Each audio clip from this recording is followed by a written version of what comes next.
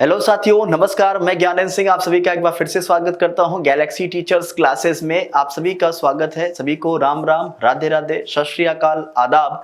कैसे हैं मेरे प्यारे बच्चों? सभी लोग भाई फटाफट लाइव आ जाएंगे। सेशन की शुरुआत हो चुकी है मेरे प्यारे बच्चों। जैसा कि आप सब लोग जानते हैं कि ज्योग्राफी के लगातार क्लासेस आपको प्रोवाइड की जा रही हैं और आज हम लोग उसी क्रम में आगे बढ़ रहे हैं। और आज हम लोग बात करेंगे ज्योग्राफी के जो पार्ट आपके 5 हैं उस पे हम लोग यहाँ पे डिस्कस करने वाले हैं। तो साथियों, आज का जो हमारा डिस्कशन होना है, आइए देखते हैं कौन कौन से इंपॉर्टेंट क्वेश्चंस हैं। तो लेट अस जॉइन अस, और साथ ही साथ क्लास को शेयर जरूर कर दीजिएगा अपने दोस्तों में, ठीक है बच्चों। तो आइए देखते हैं what is the very first question. तो आपकी स्क्रीन पर पहला क्वेश्चन आ रहा है और ये क्वेश्चन है मेरे प्यारे बच्चों, कह रहा है कि plateau part of Meghalaya is. देखिए क्वेश्चन ये बहुत बार पूछा गया है। एक बात ध्यान रखना, इस क्वेश्चन में स्टार लगा लेना, ये क्वेश्चन आपके लिए बहुत इंपॉर्टेंट है। मैं एग्जांपल में आपको दे दूं, ये क्वेश्चन यूपी पीसीएस में पूछा गया है, यूपी आरओ एआरओ में ये क्वेश्चन पूछा गया है, लेखपाल का जो एग्जामिनेशन हुआ है यूपी में, इसमें ये क्वेश्चन पूछा गया है, एसएससी सीजीएल में ये क्वेश्चन लगभग 3 बार आया है, 2013 में, 2017 में और 2021 में ये क्वेश्चन पूछे गए हैं।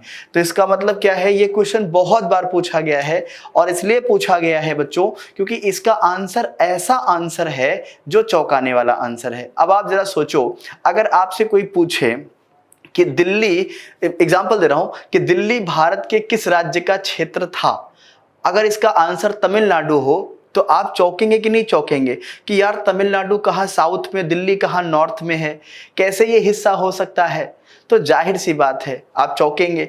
ठीक ऐसे यहाँ पे भी देखने को मिल रहा है, प्रायद्वीप पठार जो है वो मेघालय पठार का हिस्सा है। अब आप अंदाजा लगाइए, प्रायद्वीप पठार, दक्कन का पठार, छोटा नागपुर का पठार, ये कहाँ है? आपके मिड एंड साउथ इंडिया में है। और मेघालय कहाँ है? एकदम बिल्कुल नॉर्थ ईस्ट में है। तो आप देख सकते हैं, है ना।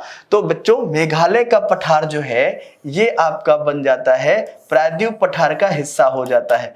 कभी कभी प्रायद्वीप पठार हिस्सा नहीं होता है तो आपसे पूछ लेता है किसका हिस्सा है, दक्कन पठार का हिस्सा है। मान लो दक्कन पठार ऑप्शन में नहीं है तो आपसे पूछ लेगा किसका हिस्सा है, तो आप बोलेंगे छोटा नागपुर। ध्यान रखना, छोटा नागपुर पठार का हिस्सा है। किसका है? छोटा नागपुर, छोटा नागपुर, ठीक है, छोटा नागपुर, छोटा नागपुर, ठीक है, छोटा नागपुर जो कि आपके कहां पे है? झारखंड में है। ठीक है साथियों, इसका हिस्सा हो जाता है। ये क्वेश्चन आप ध्यान रखे रहिएगा, ठीक है। इस क्वेश्चन को आप सब लोग ध्यान रखे रहिएगा, ठीक है। चलिए, तो यहां पर पहला क्वेश्चन आपका हो जाता है, मेघालय का पठार, दक्कन का पठार और छोटा नागपुर पठार का हिस्सा है, ठीक है। ओके, चलिए आगे चलते हैं। और आगे क्वेश्चन में क्या आता है, अगला क्वेश्चन क्या कह रहा है? क्वेश्चन कह रहा है कि भारत के अतिरिक्त प्रायद्वीपीय पठार निर्मित हुए हैं। देखिए बच्चों, अगर मैं आप सब लोगों से बात करूं, एक थ्योरी आती है अल्फ्रेड वेगनर की थ्योरी। ध्यान रखना, अल्फ्रेड वेगनर, अल्फ्रेड वेगनर की एक थ्योरी आती है जिसको हम सब लोग बोलते हैं continental, continental, continental, continental, continental theory, है ना, drift theory, continental drift, drift theory. ध्यान रखना, कॉन्टिनेंटल ड्रिफ्ट थ्योरी, इसको हम बोलते हैं महाद्वीपीय विस्थापन सिद्धांत, महाद्वीपीय विस्थापन सिद्धांत, ठीक है, विस्थापन सिद्धांत। मेरे प्यारे बच्चों, महाद्वीपीय विस्थापन सिद्धांत, ये सिद्धांत दिया गया था 1912 में। इनके अनुसार क्या बताया था कि संपूर्ण जो पृथ्वी है उस संपूर्ण पृथ्वी पर एक महाद्वीप था और फिर क्या है, एक ही क्या है, महासागर है। ये क्या था? एक महासागर। महाद्वीप का नाम क्या था? पेंजिया। ध्यान रखेंगे, क्या नाम दिया था? पेंजिया, ठीक है। महासागर का नाम रखा था इन्होंने पंथलासा। ध्यान रखना। और ये जो पृथ्वी थी इसके 2 हिस्से किए गए थे, ये नॉर्थ का हिस्सा, ये साउथ का। नॉर्थ का हिस्से का नाम था लोरासिया, लोरासिया या इसको बोलते थे अंगारा लैंड। ध्यान रखना, अंगारा लैंड या लोरासिया इसको बोलते थे। ठीक है, अब साथियों एक बात का ध्यान रखना, अब एक बात का ध्यान रखना, इसको लोरासिया या अंगारा लैंड कहते थे। साउथ वाले हिस्से को कहते थे गोंडवाना लैंड। ध्यान रखना, गोंडवाना लैंड कहते थे। ठीक है, गोंडवाना लैंड। अब ये जो गोंडवाना लैंड है ना साथियों, अब यहां पे आप समझिए, यहां पे समझा रहा हूं, यही गोंडवाना लैंड जो है, यही जो गोंडवाना लैंड है, गोंडवाना लैंड है, गोंडवाना लैंड है, ये क्या है? साउथ इंडिया का पार्ट है, साउथ इंडिया का ये पार्ट है। और इस साउथ इंडिया के पार्ट में क्या क्या चीजें आती हैं? इसमें आपका दक्कन का पठार, छोटा नागपुर का पठार, ठीक है, ये सभी आते हैं। अब आपसे पूछ रहा है कि इसका निर्माण कब हुआ है, तो कहते हैं इसका निर्माण लगभग आर्कियन युग में हुआ था, आर्कियन एरा में, या फिर इयोजोइक महाकल्प में हुआ था।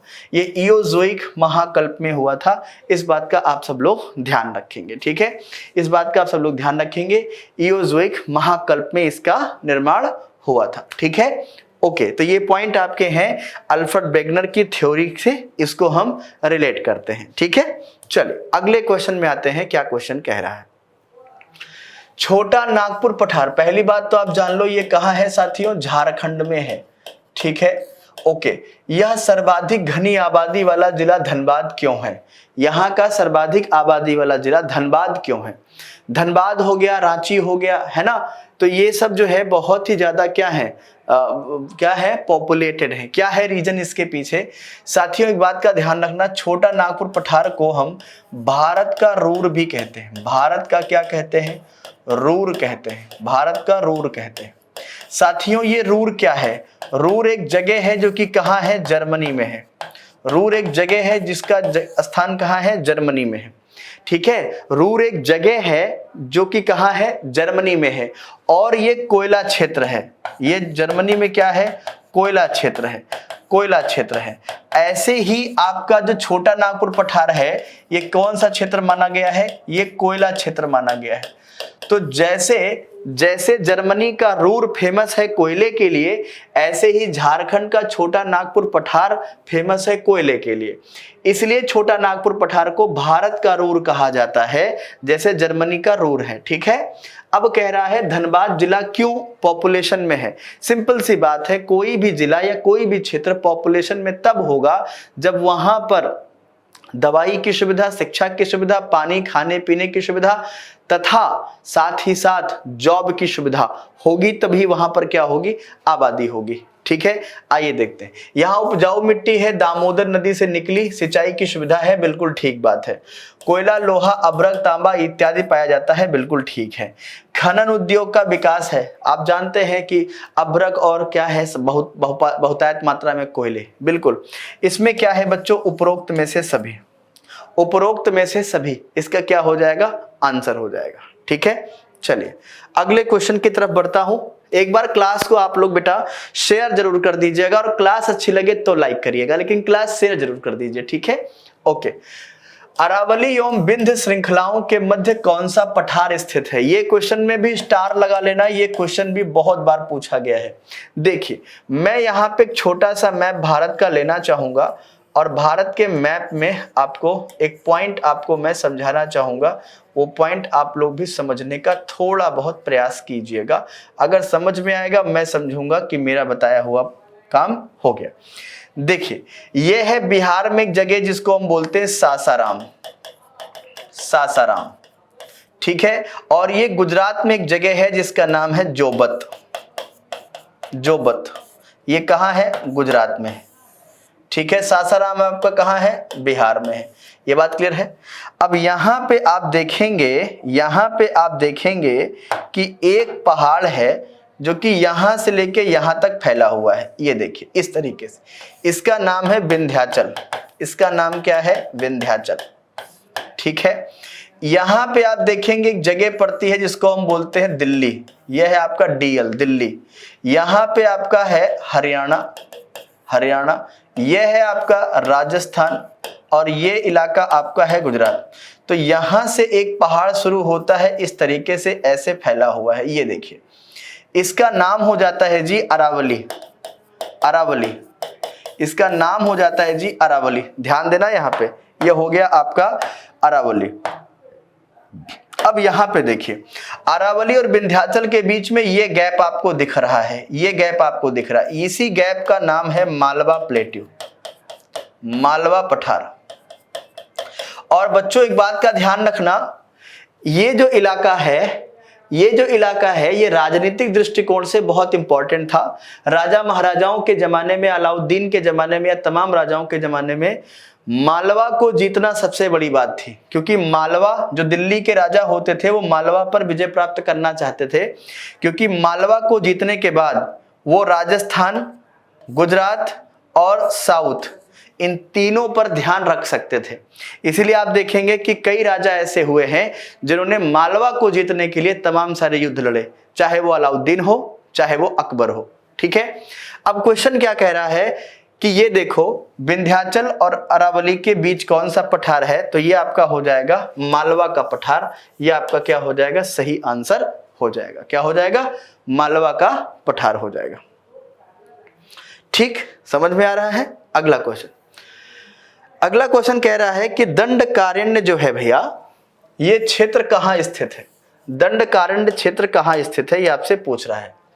तो भैया एक बात ध्यान रखना, दंडकारण्य जो है ये एक क्षेत्र के साथ साथ एक जो है पार्क भी है, और दंडकारण्य जो है इसका मतलब ही होता है जंगल। और साथियों ये आपके फैला हुआ है छत्तीसगढ़ और उड़ीसा में। ध्यान रखना, ये कहाँ है, सिंपल है क्वेश्चन, छत्तीसगढ़ और उड़ीसा में, लेकिन ज्यादातर इसका विस्तार जो है वो उड़ीसा में है, इस बात का ध्यान रखना। ठीक है, आ जाए अगले प्रश्न की तरफ। अगला क्वेश्चन क्या कह रहा है, बिहार के निम्न हिस्सों में से कौन सा हिस्सा भूतात्विक दृष्टि से अपेक्षाकृत पुराना है। आपको इसमें बताना है कि कौन सा पुराना है। ठीक है, ठीक है, Cambrian era, pre Cambrian era है ना, Mesozoic era, Paleozoic era, Cenozoic era, Jurassic era, तमाम सारे एरा आते हैं, उन्हीं में निर्माण होता है। सबसे पुराना जो आपसे पूछा गया है, उत्तर पश्चिम पहाड़ियां। उत्तर पश्चिम पहाड़ियां का मतलब क्या हो जाएगा, ये हिमालय के तराई वाला हिस्सा, जिसको आज हम चंपारण और ये क्या कहते हैं, वैशाली का इलाका हम कहते हैं, वो है।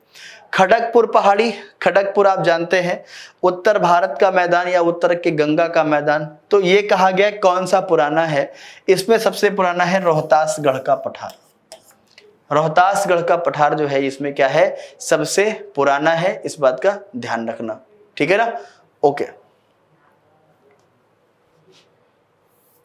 अगला क्वेश्चन क्या कह रहा है, निम्नलिखित में से कौन सा मेघालय पठार का अंश है, अंश नहीं है, सॉरी माफ कीजिएगा, क्या कह रहा है, मेघालय पठार का अंश नहीं है।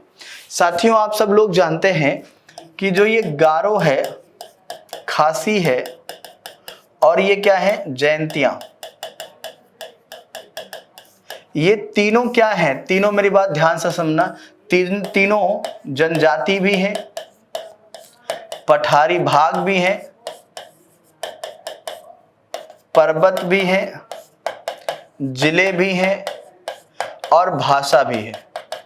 ध्यान रखना, ओके। लेकिन जो ये भुवन पहाड़ी है साथियों, ये आपके कहां है, कछार जिला, कछार जिला, बराक घाटी, बराक घाटी असम में है। ये जो आपका है, ये है आपका कछार जिला, बराक घाटी असम में है, भुवन जिला। तो ये आपका मेघालय के पठार का हिस्सा नहीं है। भुवन पहाड़ी जो है ये आपके कछार जिले में है, बराक घाटी में है, इस बात का आप सब लोग ध्यान रखेंगे। ठीक है, जबकि गारो, खासी, जयंतियां ये तीनों पहाड़ियां हैं। और एक बात ध्यान रखना, इनका ऊपरी हिस्सा जो है, ऊपरी बनावट, ऊपरी बनावट कीप नुमा है, कीप नुमा है।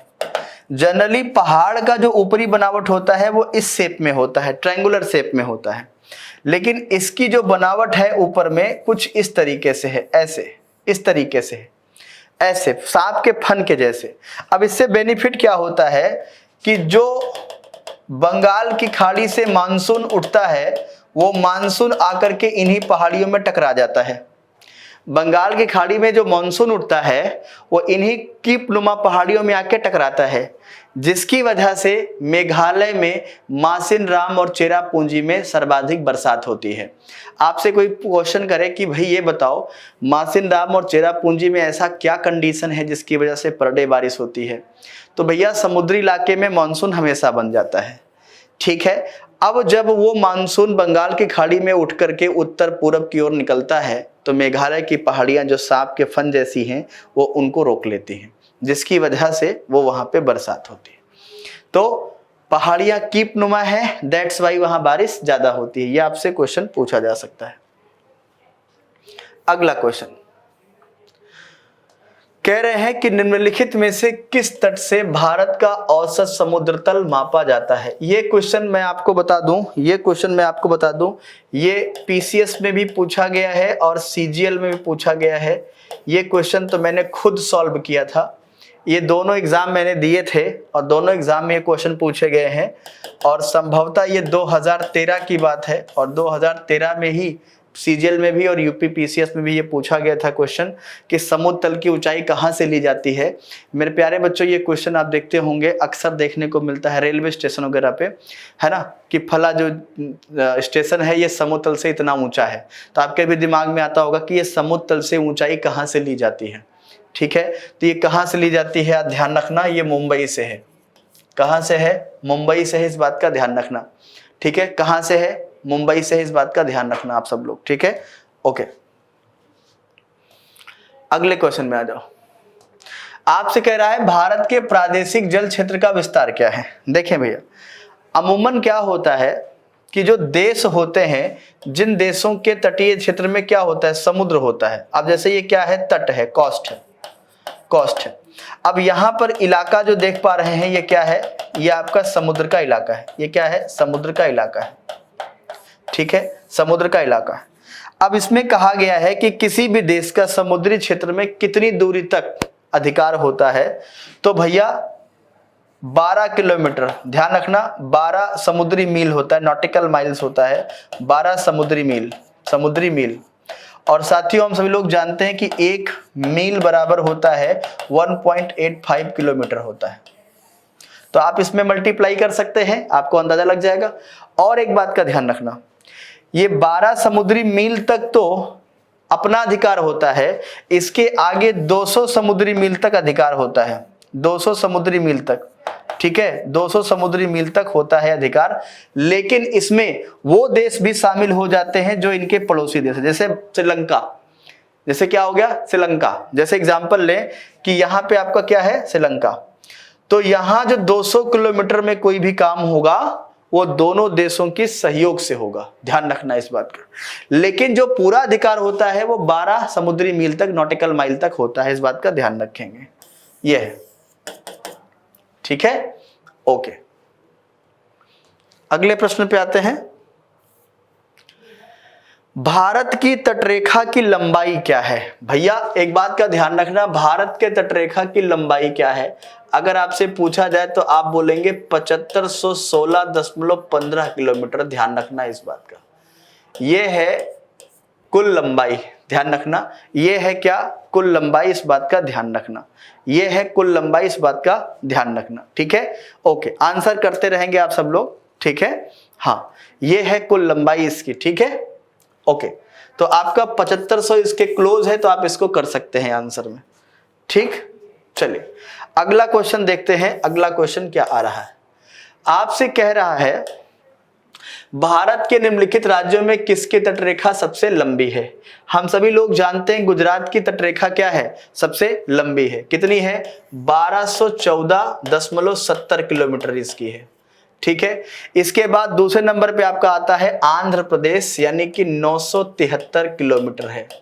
इसके बाद महाराष्ट्र है 906 किलोमीटर। ध्यान रखना इस बात का, 906 किलोमीटर है, 906 किलोमीटर है। ठीक है बच्चों, एक बात का ध्यान रखना आप सब लोग, ठीक है। 906 तमिलनाडु का है, माफ कीजिएगा, 906 तमिलनाडु का है। महाराष्ट्र का है 652 किलोमीटर, ध्यान रखना 652 किलोमीटर ये हो जाता है।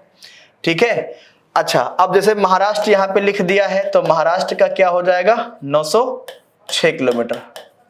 ठीक है, महाराष्ट्र कितना हो जाएगा? 906 किलोमीटर हो जाएगा। ठीक है, ओके, एक मिनट, कुछ डाउट हो रहा है। महाराष्ट्र नहीं तमिलनाडु है भाई, महाराष्ट्र तो लिख दिया है। हाँ 906 किलोमीटर, अब सही है।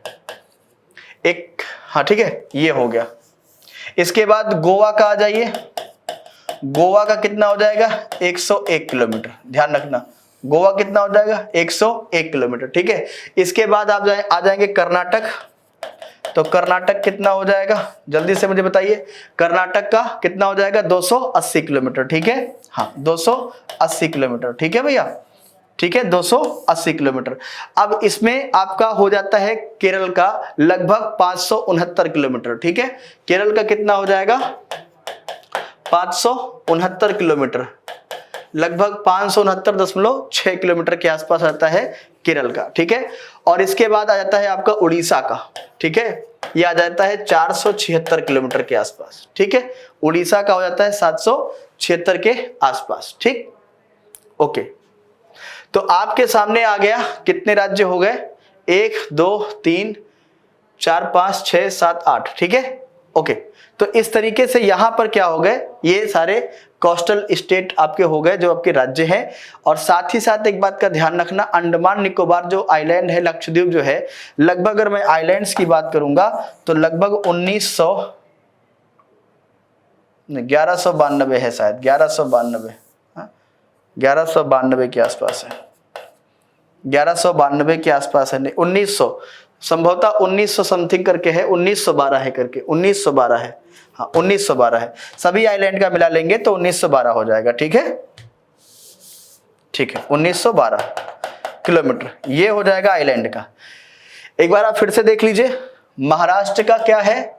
652, केरल का यहां लिख दिया, ठीक है। आंध्र प्रदेश का ये हो गया, गुजरात का ये हो गया, तमिलनाडु का ये, गोवा का इतना, कर्नाटक का इतना और उड़ीसा का इतना, ठीक है। और कोई बच रहा है? लगभग हो गए, ठीक है। तो कुल मिलाकर आप देख सकते हैं यहाँ पे, आप देख सकते हैं यहाँ पे सारे स्टेट का मैंने कोस्ट लाइन आपको बता दिया। तो इसमें पूछा है सबसे लंबी तटरेखा किसकी है, तो वो गुजरात की है, यहाँ पे आ जाएगा आपका, ठीक है। किसकी है? गुजरात की है, इस बात का ध्यान रखेंगे, ठीक, ओके। चलिए ठीक है, आ जाइए आगे बात करते हैं अगले क्वेश्चन में। सर्वाधिक तटीय अपरदन, भैया यहाँ पे अपरदन की बात हो रही है, एरोजन की बात हो रही है। ये एरोजन कैसे होता है? जैसे आप देखते होंगे कि तमाम जो बादल बरसते हैं, अब जब ये बरसते हैं तो यहाँ पे नीचे जो सॉइल होती है ये क्या होती है? गीली होके उसके बाद पानी के साथ क्या होती है? बह जाती है। अब जब बह जाती है तो क्या होगा? यहाँ गड्ढे हो जाएंगे, यहाँ पेड़ पौधे जो होंगे वो बह जाएंगे, है ना, कटान हो जाएगा। ऐसे में जो इलाका समुद्र के किनारे है वहां पे ऑलवेज क्या होता है? लहरें आती रहती हैं। ऑलवेज क्या आता है? लहरें आती हैं। तो लहरें जब आती हैं तो क्या करती हैं? वो लैंड पर प्रेशर डालती हैं और उनको तोड़ डालती हैं, और जब वो वापस जाती हैं तो वो अपने साथ सारा मिट्टी पानी लेकर वापस चली जाती हैं, जस्ट लाइक ज्वार भाटा। बट ज्वार भाटा नहीं होगा, क्योंकि ज्वार भाटा के आने और जाने का समय होता है। हम सभी लोग जानते हैं पूरे दिन भर में एक बार ज्वार आता है, एक बार भाटा, ठीक है, हम सभी लोग जानते हैं, ठीक है। तो यहां पर लहरें क्या होती है? लहरें हमेशा टक्कर मारती रहती हैं 24/7, ठीक है, ओके।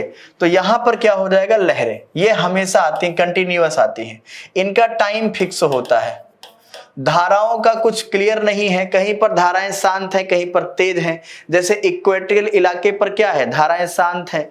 पोलर एरिया पे धाराएं बहुत स्पीड में चलती हैं। सुनामी कभी कभी, लेकिन जब आता है तो तबाही मचाती है। अगले क्वेश्चन में आ जाओ। तमिलनाडु व आंध्र प्रदेश के तट का नाम क्या है? तो भैया सभी के तट का नाम आप जान लीजिए ना, काहे परेशान है।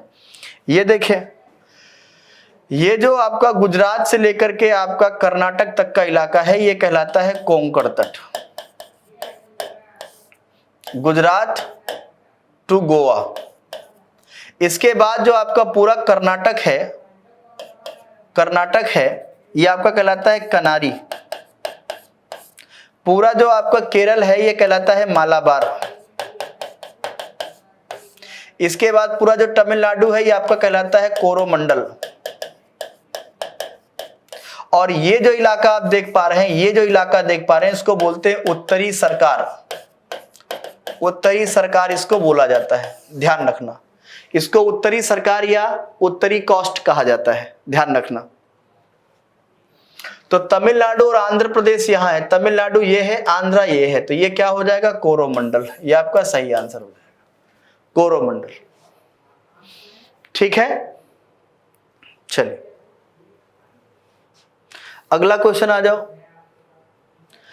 भारत के निम्नलिखित तटों में से कौन सा तट कृष्णा डेल्टा और केप ऑफ कोमोरिन के बीच स्थित है? क्या गजब का क्वेश्चन है भाई मेरे, ध्यान से देखना। फिर से मैप आप ले लो एक फटाक से, एक मैप बना लो फटाक से। ये देखो, ये जो इलाका आप देख पा रहे हैं, ये इलाका है कृष्णा डेल्टा का, और ये है आपका केप ऑफ कोमोरिन। इसी को बोलते हैं केप ऑफ कोमोरिन। क्या बोलते हैं? केप ऑफ कोमोरिन बोलते हैं। क्या बोलते हैं? Cap of Comorin. कोमोरिन इसको बोलते हैं, या इसी को बोलते हैं कुमारी अंतरीप। कुमारी अंतरीप, या इसी को बोलते हैं कन्याकुमारी। कई नाम है इसके, ध्यान रखना। अब कह रहा है कि इसके बीच क्या होगा, तो भैया इसके बीच अभी आपको क्या पढ़ाया था, ये इसके बीच आपका क्या पढ़ाया था, बोलो। ये हो जाएगा कोंकण, ये हो जाएगा कनारी, ये हो जाएगा मालाबार, ये हो जाएगा कोरोमंडल। तो ये क्या बताया था, उत्तरी सरकार। क्या बताया था? उत्तरी सरकार। क्या बताया था? उत्तरी सरकार। यही तो बताया था ना भाई मेरे। तो उत्तरी तट हो जाएगा आपका सही आंसर। उत्तरी तट हो जाएगा आपका सही आंसर, इस बात का ध्यान रखेंगे। उत्तरी तट हो जाएगा आपका सही आंसर। ठीक है, आ जाओ अगले प्रश्न पे चलते हैं। अगला क्वेश्चन क्या है? भारत के पश्चिमी तटीय मैदान के उत्तरी भाग को जिस अन्य नाम से जाना जाता है वह क्या कहलाता है? क्या कह रहा है? पश्चिमी तटीय मैदान के उत्तरी भाग में। अच्छा, अगर मान लो हम मैप बनाएं तो ये जो इलाका देख पा रहे हैं, ये इलाका जो है ये क्या है? पश्चिमी तटीय मैदान है। ये क्या है? पश्चिमी तटीय मैदान है। ठीक है, अब क्या कह रहा है? उत्तरी भाग को अन्य नाम से जाना जाता है। अरे, पश्चिमी तटीय मैदान के उत्तरी भाग को जिस अन्य, अच्छा ये भाग को, उत्तरी भाग को, ठीक है, इसको कोंकण कहते हैं भैया, क्योंकि मालाबार यहां होगा, कोरोमंडल यहां होगा, कर्नाटक कोस्ट यहां होगा। बिल्कुल ठीक है, क्या बोलेंगे? कोंकण बोलेंगे। कोंकण कहाँ है? उत्तरी क्षेत्र में, यानी कि पश्चिमी घाट के उत्तरी पार्ट में क्या आ जाएगा आपका? कोंकण आ जाएगा। ठीक है, उसके नीचे कर्नाटक या कनारी, उसके नीचे मालाबार, दूसरी साइड में कोरोमंडल। देखिए भैया, अंडमान और निकोबार द्वीप समूह का सर्वोच्च शिखर पल्याण शिखर या सैडल पीक। भैया सैडल पीक 731 मीटर इसकी हाइट है। एक बात का ध्यान रखना, ये आपके कहां है? ये आपके है नॉर्थ अंडमान में है। ध्यान रखना, नॉर्थ अंडमान में है, उत्तरी अंडमान में। ठीक है, उत्तरी अंडमान में है क्या? Saddle peak. अंडमान निकोबार में द्वीप समूहों की संख्या कितनी है? तो साथियों एक बात का ध्यान रखना, ये अंडमान निकोबार द्वीप जो है इनकी संख्या है 265। ध्यान रखना, इसमें जो आपके हैं 203 जो है वो आपके कहाँ है? अंडमान में है। और इसके बाद फिर आपके रेस्ट ऑफ पॉइंट जो बचते हैं 63, वो आपके कहाँ है? निकोबार में है। इस बात का ध्यान रखना। तो अप्रोक्सीमेटली इसमें क्या दिया गया है? द्वीपों की संख्या 250। तो 250 के साथ आप जा सकते हैं, बट एग्जैक्ट आंसर क्या है? 265। ध्यान रखना इस बात का। 265 आइलैंड है, जिनमें 203 अंडमान में है, 63 आपके कहाँ है? निकोबार में है। अब कभी कभी आपसे पूछता है अंडमान निकोबार द्वीप समूह का निर्माण जो हुआ है, वो निर्माण जो है वो कैसे हुआ है? दक्कन पठार, दक्कन पठार, दक्कन पठार का हिस्सा, पठार का हिस्सा वॉल्केनिक इरप्शन से, यानी कि ज्वालामुखी, ज्वालामुखी लावा, ज्वालामुखी लावा से, ध्यान रखना, ध्यान रखना, ज्वालामुखी लावा से। अंडमान निकोबार द्वीप समूह कहाँ है आपके? बंगाल की खाड़ी में है, बंगाल की खाड़ी में है, इस बात का ध्यान रखना, बंगाल की खाड़ी में, इस बात का ध्यान रखना। 10 डिग्री चैनल किसको अलग करता है? ये क्वेश्चन आपसे पूछा गया है। देखो फिर से मैप बनाता हूं आपका साउथ का, थोड़ा सा ध्यान रखना, ये आपका मैप हो जाता है साउथ का। यहां आप जानते हैं ये आपका क्या है? लक्षद्वीप, लक्षद्वीप। ये सबसे साउथेस्ट आइलैंड है, इसका नाम है मिनिकॉय। एशिया का सबसे छोटा देश ये है मालदीव, एशिया का सबसे छोटा और इकोनॉमी में बहुत ही गरीब देश है मालदीव। यहां आप देखेंगे ये आपका हो जाता है जी अंडमान, और इधर आपका नीचे हो जाता है निकोबार। अब अंडमान में भी कई पार्ट है, north Andaman, little Andaman, great Andaman, फिर उसके बाद निकोबार में north Nicobar, little Nicobar, great Nicobar, कई तरह से, कार निकोबार कई हैं। अब देखिए ये है आपका 8 डिग्री, ये आपका है 9 डिग्री, ये आपका है 10 डिग्री। देख लो अब 8 डिग्री से कौन अलग हो रहा है? मालदीव, मिनिकॉय अलग हो रहे हैं। 9 डिग्री से मिनिकॉय और लक्षद्वीप अलग हो रहे हैं, जबकि मिनिकॉय लक्षद्वीप का ही पार्ट है, ध्यान रखना। 10 डिग्री से अंडमान और निकोबार अलग हो रहे हैं, तो अंडमान और निकोबार अलग हो रहे हैं साथियों, ध्यान रखना यहां पे, ठीक है? हाँ ओके। अब यही देखिए क्या है, कथनों पर विचार कीजिए, विचार करिए भैया। बैरन के बारे में कह रहा है, बैरन द्वीप ज्वालामुखी एक सक्रिय ज्वालामुखी है जो भारतीय राज्य क्षेत्र में स्थित है। बिल्कुल ठीक है, ये आपके अंडमान में है। बैरन द्वीप ग्रेट निकोबार से लगभग 140 किलोमीटर पूर्व है। गलत। पिछली बार बैरन द्वीप में ज्वालामुखी 1991, गलत। ज्वालामुखी बैरन द्वीप में जो विस्फोट हुआ था इसका, वो विस्फोट हुआ है 28 मई 2005, ध्यान रखना। तब से अब तक, तब से अब तक एक्टिव है, ध्यान रखना, तब से अब तक एक्टिव है। इसमें केवल एक आपका सही हो जाएगा, इसमें केवल आपका एक सही हो जाएगा, ये सही हो, ध्यान रखना इस बात का, केवल एक सही हो जाएगा। श्रीहरिकोटा आप जानते हैं ना, सतीश धवन स्पेस सेंटर यहीं पे है। यहीं से भारत क्या करता है? तमाम प्रकार की चीजों को, यानी भारत मतलब इसरो, ठीक है, यहीं से इसरो जो है अपने जो है सैटेलाइट सिस्टम को लॉन्च करता है यहीं से। आप देखते होंगे चाहे मंगलयान हो चाहे चंद्रयान हो, यहीं से वो भेजता है, ठीक है, ओके। और डीआरडीओ जो मिसाइल सेटअप अपना बनाता है, चेक करता है, वो चांदीपुर व्हेलर द्वीप उड़ीसा से करता है। श्रीहरिकोटा कहाँ स्थित है मेरे प्यारे बच्चों? लिख लेना, ये क्वेश्चन है। पुलिकट झील के समीप, और यहाँ पे डिस्ट्रिक्ट है आपका तिरुपति, तिरुपति, तिरुपति जिला, तिरुपति जिला आंध्र प्रदेश, आंध्र प्रदेश, ध्यान रखना, तिरुपति जिला आंध्र प्रदेश, पुलिकट झील, ध्यान रखना, ओके। और पुलिकट झील जो है ना भैया, ये दोनों राज्यों की सीमाओं पे है, आंध्र प्रदेश और तमिलनाडु। हाँ, राम सेतु शुरू होता है कहां से? ये क्वेश्चन बड़ा अच्छा है। राम सेतु कहां से शुरू होता है? धनुषकोडी से, मंडपम से, पंबन द्वीप से, या रामेश्वरम से? तो आंसर क्या होगा? वेरी इंपॉर्टेंट है, स्टार लगा लेना आप लोग।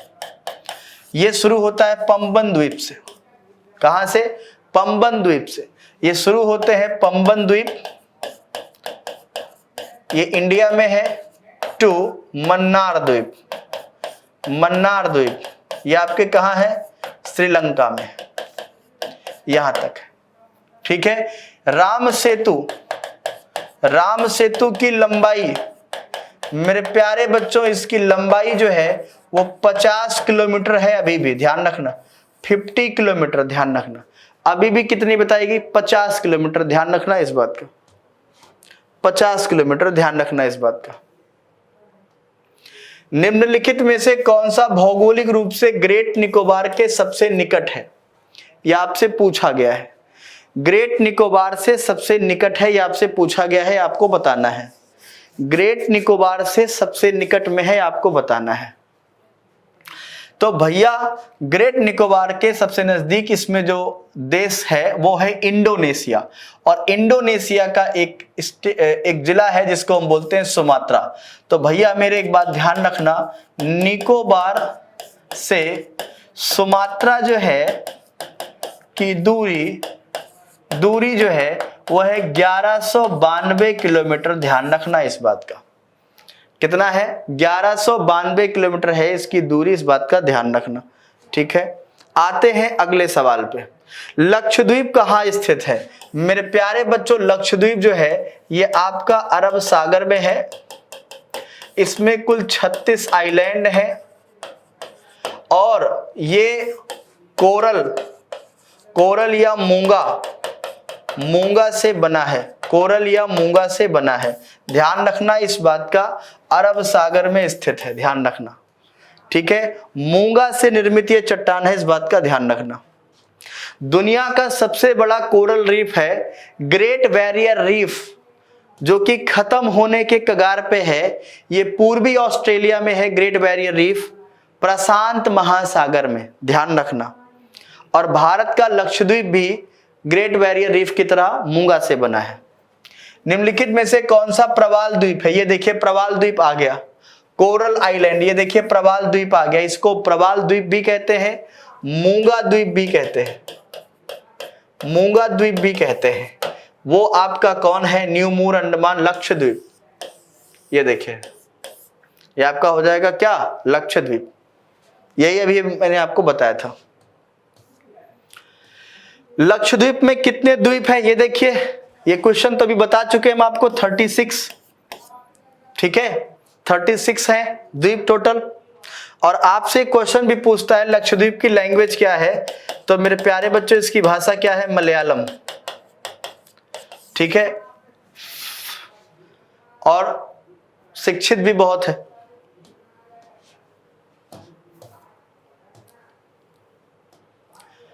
निम्नलिखित में से कौन सा द्वीप भारतीय तट रेखा के सुदूरवर्ती द्वीप की श्रेणी में आता है? भैया एक बात बताओ, कह रहा है कि कौन सा ऐसा द्वीप है जो भारत की तटरेखा से काफी दूर है। अब एक बात बताओ, सबसे दूर जो है उसको तो हम बोलते हैं पिगमिलियन पॉइंट, यानी इंदिरा पॉइंट बोलते हैं, बट इंदिरा पॉइंट तो ऑप्शन में है नहीं। तो इसमें सबसे दूर क्या हो जाएगा? मिनिकॉय हो जाएगा। क्या हो जाएगा? मिनिकॉय। मिनिकॉय को आप आंसर कर लीजिए, कोई दिक्कत नहीं हो जाएगी। मिनिकॉय आपका क्या हो जाएगा? सही आंसर हो जाएगा। ये लक्षद्वीप में है और ये सबसे साउथ में है, तटीय इलाकों से जोड़ के देखेंगे। भटकल भी जो है आपके कहाँ है? लक्षद्वीप में। निम्नलिखित भारतीय द्वीपों में कौन सा द्वीप भारत और श्रीलंका के मध्य में है? भैया आपसे पूछा गया है कि भारत और श्रीलंका के बीच कौन सा द्वीप है, तो एक तो द्वीप है कच्चा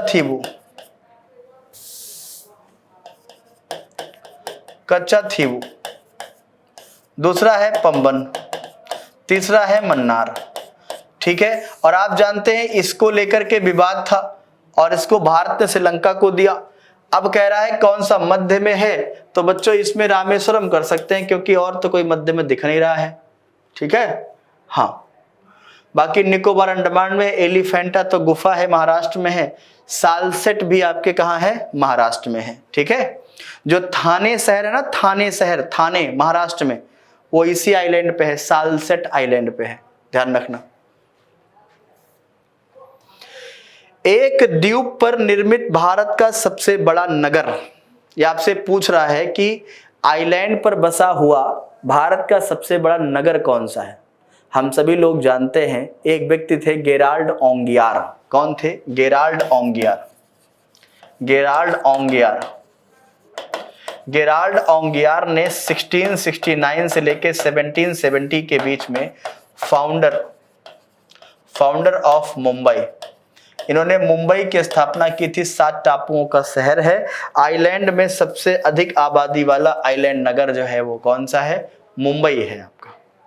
गेराल्ड ओंगियार इसके क्या है? फाउंडर है मुंबई के। ठीक है, ओके, ध्यान रखना। अगला क्वेश्चन क्या कह रहा है? भारत का सर्वाधिक आबादी वाला द्वीप कौन सा है? सबसे ज्यादा आबादी वाला द्वीप कौन सा है? अभी मैंने आपको बताया सालसेट कहां है, लगा दो, क्योंकि इसी पर क्या है? थाने महाराष्ट्र इसी पे ही है। थाने महाराष्ट्र इसी पे है। ये सबसे अधिक आबादी वाला क्या है? ये आपका जिला हो जाएगा, नगर हो जाएगा, कस्बा हो जाएगा, जो भी आप कहना चाहेंगे। अब आ जाइए बात करें सरक्रीक। ये सरक्रीक सीमा रेखा कहां है? गुजरात में है। सरक्रीक एक व्यक्ति हैं, ठीक है, जो भारत पाकिस्तान के बीच बॉर्डर बनाते हैं, जैसे रेड क्लिफ थे। सीमा रेखा गुजरात में, ध्यान रखना किसके किसके बीच में है? इंडिया एंड पाकिस्तान के बीच में सरक्रीक रेखा। ठीक है, भारत पाकिस्तान, जो कि कच्छ के रण से होकर के गुजरती है, ध्यान रखना, कच्छ के रण के पड़ोस में। ठीक है, तो आज के सवाल यहीं तक थे और आपको सभी सवालों के जवाब दिए गए, प्लस उसका हमने प्रयास किया कि और डिटेल में आपको बताया जाए। ठीक है, तो क्लास कैसे लगी आप सब लोग एक बार मुझे कमेंट बॉक्स में जरूर बताइएगा। क्लास में और क्या क्वेश्चंस डाले जाएं, कैसे कैसे क्वेश्चंस डाले जाएं, वो भी आप लोग सजेशन के तौर पर आप हमें बता सकते हैं। ठीक है, जुड़े रहे गैलेक्सी टीचर्स क्लासेस के साथ और अपने भविष्य को मजबूत बनाएं। थैंक यू, जय हिंद, राम राम।